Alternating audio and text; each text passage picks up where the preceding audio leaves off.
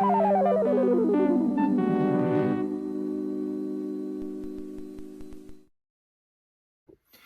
everybody. Show fan Archie City, and I'm back. Ugh, Jesus.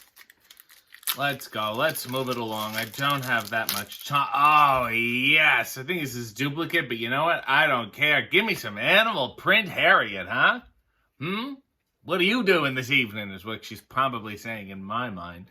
Mothers never get the respect they deserve. Take Harriet, for example. Now she's one tough cookie. She works full-time, keeps an eye out for her sister Rachel and nephew Richie. Watches over her own children and, the toughest job of all, stops Carl from losing his mind. Well, at least most of the time. Look at her, holding it together. This spin-off's about me. Next, Stephanie Tanner with a sweater with a shoe on it. A middle kid can have it tough, especially with an older sister like DJ and a younger sister like Michelle. But Stephanie has plenty of spirit, like a shoe sweater. She has her own interests, including boys. Way too young to write that on the back of a card. Her own opinions, her own place on the baseball team, and she pitches the meanest curveball in the league. The Tanner Twister, where like an 8-year-old kid could just invent a pitch. Who is this? This is from Perfect Strangers, Lydia Markham, and she's looking like, what a wild world.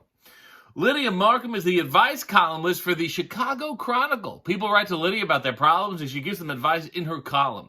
But dealing with so many problems and having a few of her own sometimes seems like too much to handle. So Lydia turns to Larry and Balky, who are always eager to help. You know, anything you see about Perfect Strangers now is about Balky and Larry. No one is talking about Lydia, and more people should. Let's get the Lydia discourse up and running. Carl Winslow. Things are happening. Reginald Vela Johnson, who twice now I thought was already dead. There may be one thing tougher than being a Chicago cop. Trying to keep the Winslow household under control. Yet Carl manages to do his best, despite the everyday trials of dealing with his critical mother, his chaotic children, the bills, and, most taxing of all, Steve Urkel. We get it. Look at how much space is on the bottom. They're really just running out of shit to say.